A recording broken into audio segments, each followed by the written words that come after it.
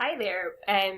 Welcome to my webinar for Pedagogy Pioneers. I'm really pleased that you've joined, and I'm looking forward to sharing some of my experiences on making learning more visible to pupils and teachers, and on something I'm really passionate about, which is encouraging children to take ownership of their own learning. So hopefully people will find this useful. Hopefully you'll feel that there's practical things that you can kind of take from here as well and maybe try out in class.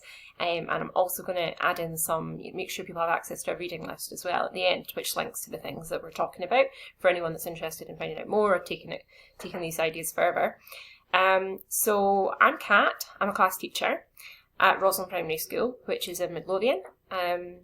And I kind of want to jump just straight in here and begin by telling you a little bit of a story. And this story is something that happened a few weeks ago to me while we were doing home learning. Okay, so pupils were learning from home, and I had a message from one of my learners saying, "Mrs. James, I didn't agree with you this morning in the literacy lesson, so I made a little video which I'm sending you to sort of tell you why." So I said, "Oh, that's really interesting. I look forward to seeing that." So the video arrived, and sure enough, there was the learner, and they had several books with them. And to give you background, I had talked that day about features of non-fiction and fiction text. And what my learner was telling me was that he didn't agree with how I'd matched up the features to either fiction or non-fiction, because he'd found at least 3 books in his house that didn't quite fit that. So they kind of were they were blurring the boundaries between fiction and non-fiction. So he explained all that to me very articulately and said, why he felt that, it was more complicated, and showed me these different books. So I responded saying how absolutely fantastic I thought this was, and I genuinely was delighted to receive the message, because I felt this was evidence of the impact that what I've been trying to achieve with ownership of learning, managing your own learning, being a good learner. I felt like this was what I was now seeing in action, so I was very excited about this. So I share the story with you just to give you a kind of an end point, I suppose, of where we're at the moment. And I think now, if I kind of just step backwards, I can talk through how we got to a point where our learners would do that. Because, being honest, it's definitely not something I think any of our learners would have done, sending out a message like that a few years ago. And I think it is very much to do with the journey that we've been on. So if I can just sort of take you back in time a little bit and, talk through how we got there. So, there we go. So a little bit of context. I've been teaching since 2013 in Midlothian. I have an early years background, so I did early years work for about 6 or 7 years before I even trained as a teacher. And I've been a nursery teacher in our school, but I'm also very keen to work all over the school at all different ages. I really enjoy upper years too. One of my passions is bringing early years pedagogy to further up the school. And I am so lucky that our school has an ethos or a culture which absolutely puts professional learning at the heart of everything that we do. It's it comes through in our vision statement or in our values and aims, at which we really do live every day. And I'm so lucky to be surrounded by colleagues who are extremely skilled, but also really, really keen to improve and learn. And we really do kind of all hold each other up and move each other along and hold each other accountable, and it's a really incredible environment to work in. So just to give you that context, because I feel it's only fair to recognise that any of the work I'm describing today, it's not been done in isolation. It's absolutely been part of a whole school kind of process, if you like. So where did we kind of begin with visible learning, I suppose, in our school? Well, when I arrived as an NQT, I could see immediately that evidence-based practice was a big part of what it's like to teach at Roslyn. And metacognition had been a real interest. The school was already working with staff from Murray House around metacognition, doing some research with them. And then this was around about the time that John Hattie's work had come out around visible learning. And this was great because we felt we already were in a place where we'd started to think about similar things, but the release of the John Hattie research really kind of pushed us on, if you like. And at this time, our authority, Midlothian, was also taking a kind of authority-wide interest in that field and really committing to developing visible learning across all its schools. So it was a really great, exciting time to be in Midlothian and to be in Roslin. Growth mindset was also something, Dweck's work that we had kind of looked at and the children were starting to become familiar with. And I was really lucky because I got to work with lots of different professionals. So not just other teachers from my school, other teachers from different schools. I also worked a lot with the educational psychologists on kind of, like even in the classroom, doing sessions around what it meant to be a good learner, and particularly mindset and like your approach to learning. So this was kind of the beginning, if you like.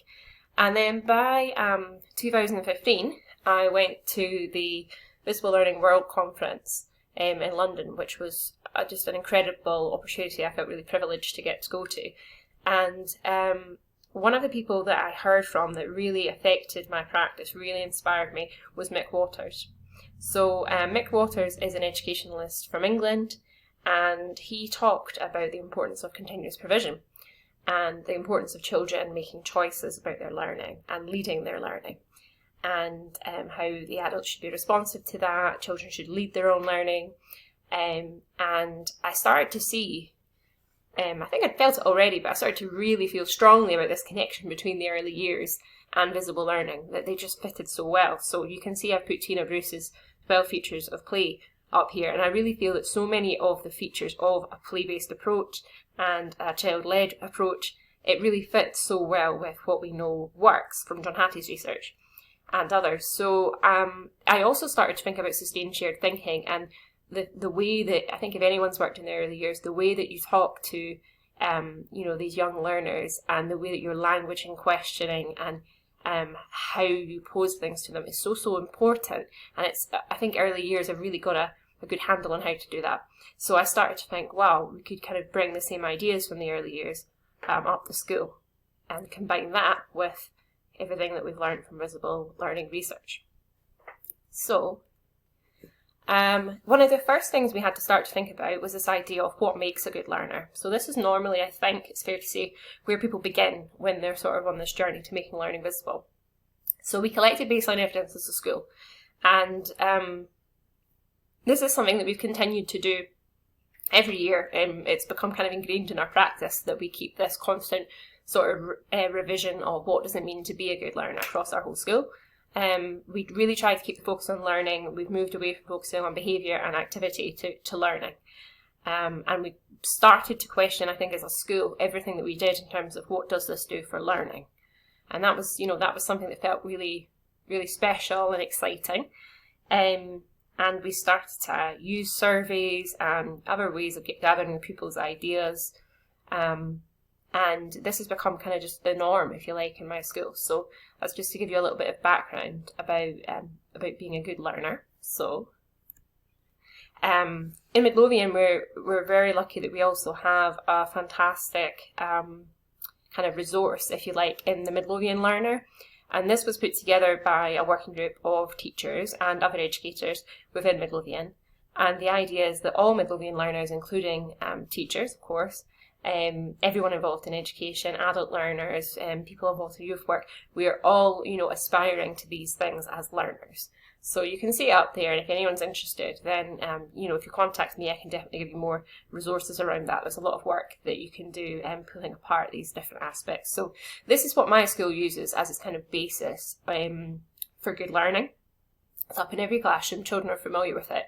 And we use it kind of almost like a toolkit, I suppose. It's our main resource that we use. So I started to, break down these things with the children. You can see up on the screen, I did a task, for example, here where I asked them to match up the different language of learning terms to what they meant, their definitions. So I started to do a lot of work around what do these words actually mean?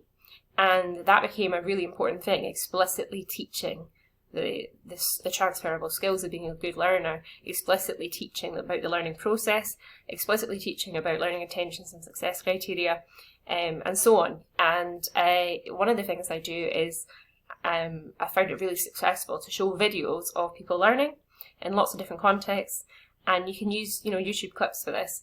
And then after each kind of video, ask the children what were they doing and what were they learning. And I started to build that into my practice, this differentiation between what we're doing and what we're learning. Because in the past, if you asked pupils, what are you learning, they would often say things like, Fantastic Mr. Fox. You're learning Fantastic Mr. Fox? Oh, you're reading that, but what are you learning? So in order to do that, it takes really explicit pulling apart of those two different ideas, and video clips was one of the ways I found useful to do that. I've also developed codes, if you like. I call them kind of learning codes, you call them anything you like, which are made by the children, with the children, for the children, and for me. And then we refer to these, on a daily basis, all the time.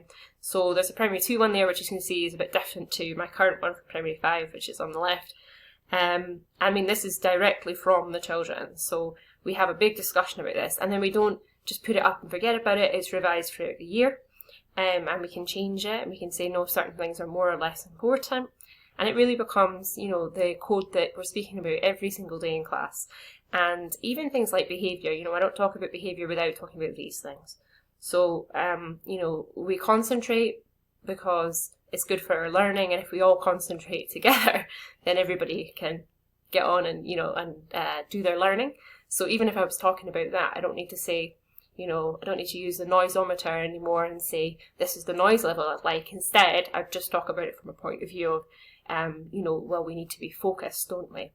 And then, it's that way of, you're still getting a nice, quiet, focused classroom, but the way that you phrase it, the terminology you use, I think, it changes. So another big focus has been on effort. And here's some examples of things I've done around effort. So this is my effort monitor here, and I was inspired by one that my colleague had made, and took that and then just edited it slightly. So this I've used with many classes now, several, and I find it so useful for keeping that focus on practice and effort. And when you hear from my pupils a little bit later, I think that, that comes through, that idea about effort and practice. So the way it works is we have it up in the classroom, we have it on our desks as well, and throughout the day I can check in with people and say, what effort level do you think you're working on? And they can say, where they think they're at. And if they do say 3, maybe even, actually I'm on a 4, they do tend to be quite honest, then you can say, what do you need to do you think? How do you think you're going to get it back up into the green? To the 1 or 2, and then they can, they can take responsibility for that themselves. I did add in, I don't know if you can completely see it, but I added in a number 6, a purple at the bottom of the effort level scale, which was I'm putting in maximum effort for the task, but the task doesn't feel challenging enough, because we started to recognise as our understanding of learning developed together that, sometimes you're doing what you have to do, and you're not putting in effort, but actually the task isn't pushing you very much. If that happens, then I want the children to tell me that. So again, that's another nice thing. And children do say, I find that they sometimes will say, do you know what, that was a bit of a 6, Mrs. James. I think it needed to be a bit trickier for me. So that's really, really helpful.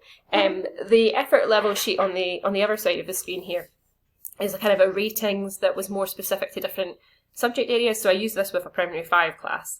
And, it was a really good way of talking about them being responsible for their own learning. So they would say, what sort of level of effort do they currently put in? What do they think would be a reasonable target? And how would they get there? And the emphasis was always on how will they get there? What are they going to do? So that was another nice, useful resource I found to, put it really back into the hands of the learners. So a couple of other things that, have been part of this journey, if you like. Using the learning pit idea, which is James Nottingham's. If you don't know of that one, I would really recommend doing a little bit of reading around that.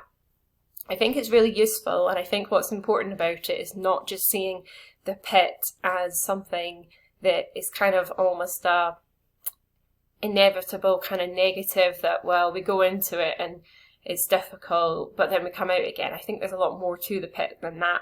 And I think my understanding anyway, and correct me if I'm wrong, is that James Nottingham's suggesting that getting into the pit is not just sort of something that sometimes happens, but is in fact something that we're seeking to do, and that as teachers we want to push children into the pit, metaphorically speaking. And that if we can create that cognitive conflict, that confusion between what I already know and what I'm hearing, that's going into the pit, and that's what we're trying to do. So your questioning, I think, is a really important part of that, because when you ask questions that pose a kind of, oh, this is a conflict in my head now because I thought this, but the teacher's asking this question and it's got me thinking about this, that's when they're in the pit. So that's something that I've used a lot with learners, and they know that that you have to put in effort to learn. So that's the other thing that they get from that, is about the effort, and also about the collaboration and how you can help each other, kind of pull each other out of the pit. As I said, mindset's always something we talk about a lot. I am aware that there's been some revisions, I suppose, or some different ideas about the research around that. And there was one in particular interesting piece which I'll add into the reading list. Basically saying it was sometimes difficult to replicate the research that Dweck did, but I still think that the general idea that it's effort that leads to success, and that, you know, we have different starting points, but we can all improve at things, is definitely still a relevant idea. But of course, it's good to be, you know, critical of it, and to keep on doing that research into these ideas.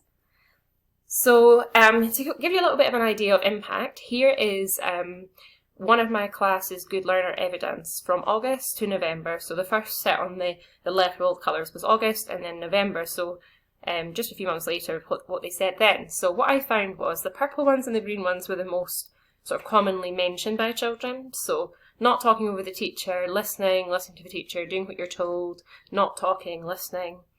Working with other people, communicating and teamwork, these came up a lot.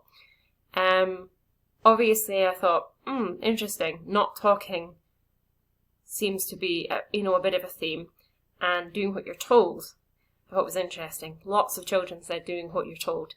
And going back to what I'd heard from Mick Waters, he talked about the dangers of having compliant and passive learners, and, teachers wanting children to be compliant at the expense sometimes of focusing on good learning. So I thought that was interesting. So yeah, that was August. In November, I asked the same question to the same group of children, and they said, well, you can see, being interested in learning, making mistakes, never giving up, being resilient, being ready to learn, listening to feedback, collaborates, choosing learning that's the right level for you, talking to the teacher about learning and saying if it's too hard or too easy, knowing the effort is needed to be successful, challenging yourself, keeping on trying, taking responsibility, helping others who are stuck, being hardworking, and so on.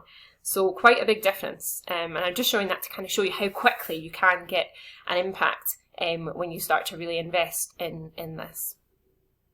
So this is another thing that I've used, and it comes from Mindset Works, Brainology, so you can look this one up online.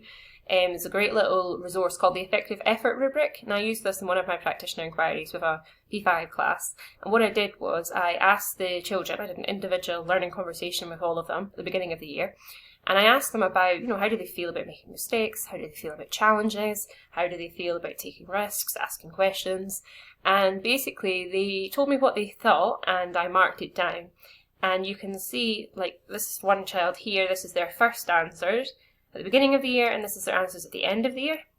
And then here again, this is the pre-one, so their answers at the start of the year and the answers at the end of the year. So it was a nice visual way of me really seeing that there was movement, there was a difference in terms of the way that they thought about learning. And it's put down in terms of fixed, mixed and growth mindset, but it's definitely, however you see it, the columns are about moving towards being more of an assessment capable learner, I suppose, being more independent in your learning and really understanding the need for effort. So another piece of impact that was, so I'm trying to show you, I suppose, a few different ways that you can assess the impact of this work. So the other area that was really important to me was about how do we not just have good learners, but how do we really get the children involved in running the learning, if you like. And I know that this can be a little bit of a shift sometimes for people, because I think as teachers we're used to being in charge, if you like, being sort of the manager of the situation and organising things. And of course it's an institution, school, that requires orderly conduct, and for safety reasons of course we have to be in charge, and we do have to have rules and so on. But I suppose I have tried to really shift in my head, and I think the rest of my staff team have as well, what is the purpose of some of the things that we put in place in school? So to give you an example, my school moved from having people line up outside when the bell went to come inside. We realised there wasn't a good reason for that to do with learning, and that we were wasting curricular time. So we now just use informal entry for everybody. As soon as it's time, you come straight into the classroom. And that's actually really maximised learning time, and it's been really positive. Another example was one of my colleagues began a practitioner inquiry into flexible seating.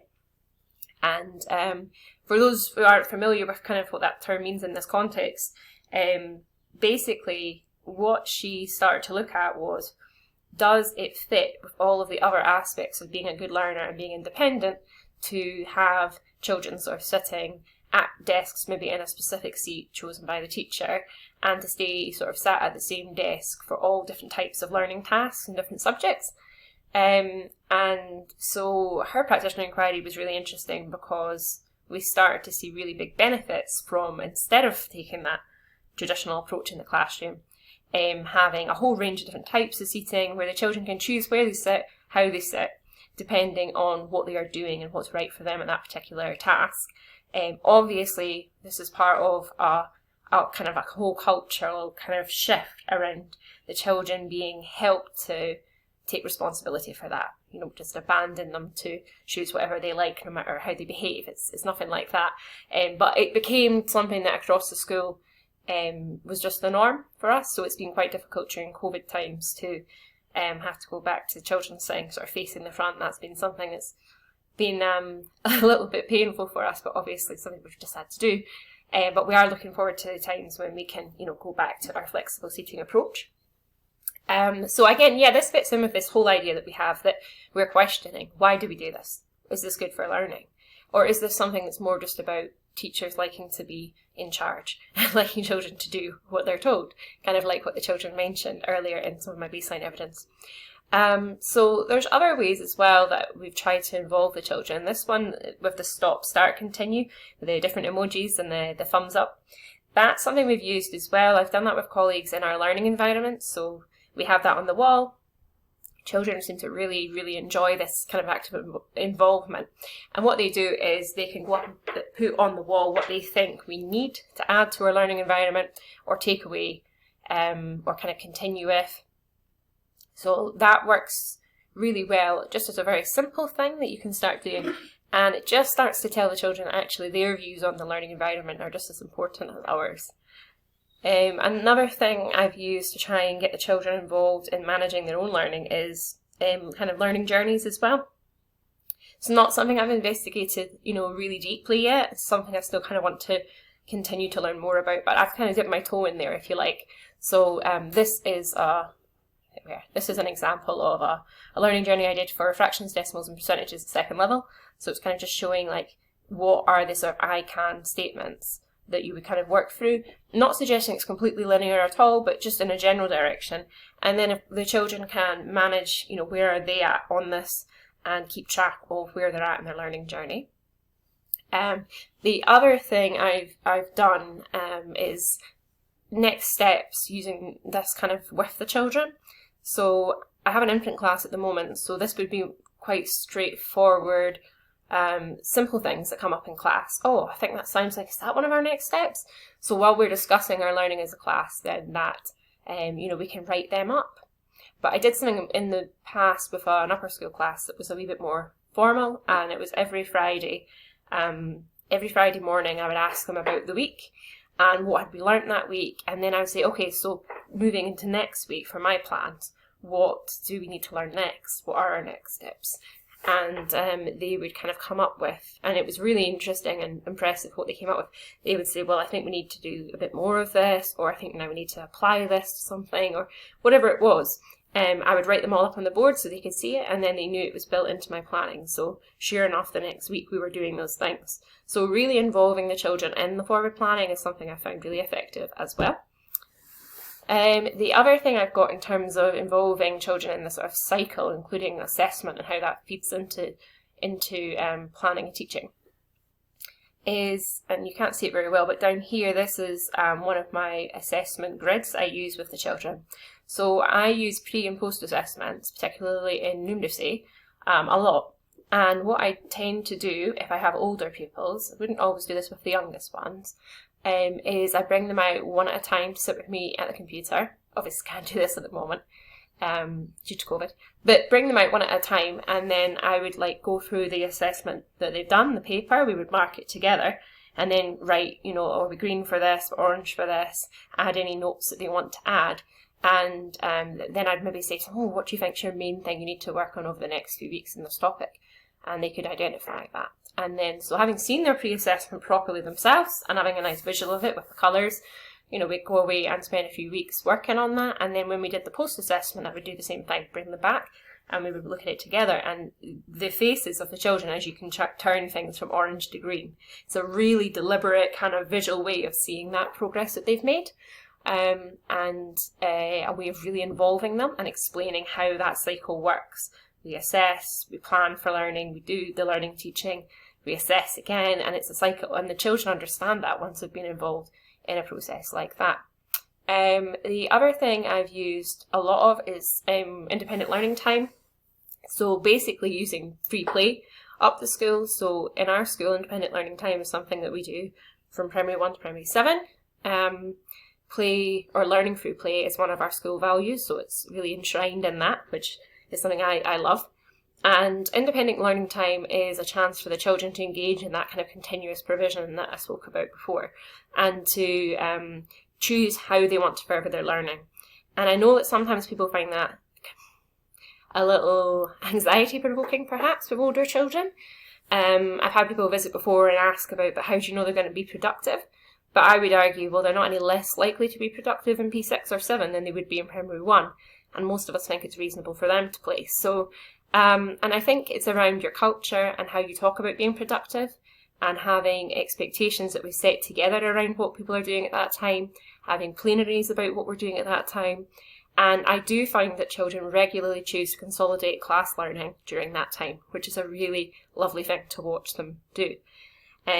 Another thing I've got up here is Genius Hour. So Genius Hour I first heard of as something that Stonefield School in New Zealand did. I'm not sure if they were the first, but I certainly want to give credit to where I heard it. And Genius Hour is basically a time every week set aside for the children to do their own learning around something that is 100% just of their choice. So I used this last year, and some of my children I think mention it in the video I'm going to show you. And it's incredible to see how empowered the children feel when you give them a Genius Hour experience. It's very grown up as well. I think primary school children feel very grown up when they're given this, because they know it's like studying for something independently, which they maybe haven't really experienced before. So they choose what they want to learn about. In my case, it was choose a subject to kind of research and come back, but it doesn't have to be that. You could do Genius Hour around learning a skill or something, more practical as well. It doesn't have to be just research, but that's what I began with this group of learners. And you let them choose how they're going to present it at the end. So they had to present their learning at the end, but they had complete choice over how they were going to present it. And that's something, again, that I found really helped in empowering the children and pulling them into, real engagement with learning and the learning process. The other thing I've got up here is, this is from our SQIP, so our Schools Improvement Plan. And this is a child version that I made with the class. So we always do ours, with sort of the learner at the centre, teaching and learning around the edge, and then we usually have our different aspects here. I presume this is similar to other schools. But what I did was I talked to the children about what the different priorities were and put it into language that they would understand. So we've got teachers will keep being good learners, teachers will talk about good learning every day. We will look after everyone's mental health. Adults will support children and their families when they need it. Teachers will keep working on their French teaching. We will all learn our employability skills. So it was that kind of thing. And this is something that we keep in the classroom and we refer to. So it's kind of involving children, not just in the process of learning in their class, but in the learning of the school's learning journey as well. So I'm sure it's not unusual for children to engage with their SQIP, but I just wanted to share that little example of how that looks when I do it. So, what have I learned from all this, and where to next? I would say I've learned how important explicit teaching about learning is. That's one of the massive things that I've taken away. So I can see now that you can't presume anything. So for example, I did a practitioner inquiry around learning intentions and success criteria a few years ago. It was one of the first sort of formal ones I did. And I was stunned to find that the children, even though they co-constructed their criteria, couldn't tell me what success criteria were. So don't take anything for granted is what I learned. And you have to teach explicitly these things. I've learned it's absolutely worthwhile taking the time to do it. Sometimes people ask, well, how do you add all this in with such a packed curriculum? But I think what you get back is so much more than you put in. And this is all part of maximising focus on learning. So if you take away what I call the fluff, some of the things that we maybe don't need to be doing, then you can find the time for these things. I think language is so important. That's another thing. How we speak about things, being a good learner as a teacher, being the role model of a good learner, and the way that I speak and the consciousness, sort of the thought I have to put into how I speak in the classroom has shifted hugely. And of course there's this, is this good for learning question, which across my school we use. So instead of doing anything just because it's the way we do it, or we always have done, or children like it, or parents like it, it's, yeah, but what's good about this for learning? Okay, so that's a nice way of kind of summing up our approach, I think. And the other thing I've learned is just the huge benefits of practitioner inquiry. So my current one, in terms of, where I'm at now, is looking at deepening the engagement and participation and really maximising that for all members of my class. So even though we've been on this journey, and I think you can see from the video I'll show you that, they are pretty good at talking around learning and their process, there's still sometimes children that I feel the engagement and the participation that I'm seeing isn't quite there.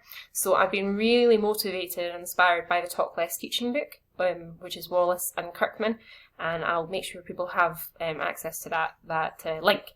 But that's an amazing book for talking about not having passengers in your class and how to kind of pull them in. So I'm working a lot at the moment on using the no hands up strategy, and having a culture where that works well, and on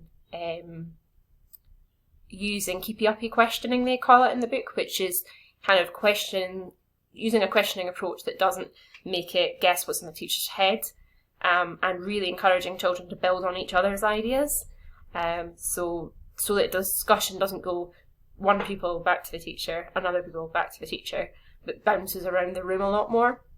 So that's the sort of thing I'm working on at the moment, along with a lot around effort levels as well, and using that as a kind of a tool to keep the children on track with their efforts. So that's kind of what my current practitioner inquiry is about. And if anyone wants to get kind of in touch or network or share anything around that, who's also doing that type of work, that would be really interesting as well. So I'll give you my my contact details as well. So I wanted to put up some quick wins as well. These are just all things that I thought are worth mentioning, that are really straightforward things that people can pick up quite quickly. It will immediately start making a difference to the children and the way that kind of learning looks in your classroom. So I will share my set of quick wins as well with the reading list that I have. So don't worry about writing these down, but these are all just little things that I think make a big difference. So I'll make sure that people have access to these after this. And please do keep in touch with me. My details are here. As I've said, I'll also send out the reading list and the quick wins list as well, so people can see that. And before we have our dialogue together, I just wanted to show you a little video of my learners, my current learners and some of my older learners, talking about some of the things we've done. So if you bear with me, I will just start that. Maybe if you got something hard, like maybe invention that didn't work at first, wasn't there, you just try again and make it better. They would never moan about I don't want to do it, it's too hard for me. They listen, they don't get distracted. But it makes them learn. Big progress. Making big progress. And how do we make progress in P3? By practicing. By practicing. Growth mindset and positivity. You get help if they needed help. Just try it over and over again. Try their best at everything that they do. They put their full effort into it. Well, they don't look at anybody's work and they don't copy, and they learn from their mistakes. I got a lot better at art because of independent learning time, and I also think I learned a lot about my friends. Learn vocabulary by reading. So you learn to be kind and helpful and all kind of different things. Whenever I was running to ride my bike with no stabilizers, now I'm really good at it. I didn't like. Whenever I fell down, I knew I had to keep going. I think I'm usually a 1 or 2. Okay, so usually up in the green. Like in the middle of it. Okay. I'm really good at math and literacy. Okay, and how do you know you're really good at maths and literacy? Because I've been practicing at home. I practiced and I read all of the books that you gave me. Okay, so practice was the big thing? Yeah, you keep practicing. Okay, so practice, yeah? What other things have you had to do? Try new things. Okay. Primary 1, I don't think they would know that much, so I think they would pick up on star number 1. Then they learn, and they get to go on different levels. Whenever you see someone that's like asking you for help, you you don't just tell them all the answers. But you give them feedback, like advice. I liked that, we had in maths as well, we had loads of different ways of working. What we were focusing on, the thing that we were wanting to learn about, then we were organising something that we had presented, and most of us done a PowerPoint, things like posters. Well, I think it just sort of when we did something like a math sheet or a literature sheet or anything else, we would always sort of know how well we did, and we would know which questions we got wrong, so we could try and work on the stuff that we got up. You have to we look over what you've done, so you're not wishing it, and you're okay, this is done now, and you didn't even get a chance to really look over it. Okay. We drew a hill or something. There's a boy or a girl. He falls or jumps into something, like a pit, and then it's oh no, I shouldn't have done this, and then he goes out of it. And how does someone get out of the pit? I learned. Yeah, but sometimes they ask for help and sometimes they don't. Okay, sometimes with help and sometimes without help. And how do people feel when they come out of the pit? Yes. They feel like they're excited and they feel like they're nice and calm now. I thought it was really nice that we could, everyone could pick, their own special topic, that most of them had their own certain thing that they were doing. So nobody, not many people really did the same thing. So you got to learn a lot when other people got to do their presentations. Different ways to learn literacy and reading. And we just sort of got to experience all the different ways of doing it. Probably literacy cafe. Definitely Genius Hour. You'd want to learn something challenging, and then it's your choice, and you can choose anything you want. That'll give you a big challenge. You also might get put into the wrong group for you. Some people find it hard to maybe move up a group because they don't really learn from the people that are better because they don't get to hear them as much. Let them have a bit of time to themselves, don't always tell them what to do because they need like at least one part of their day to do what they want to do, otherwise school won't be as fun as it is.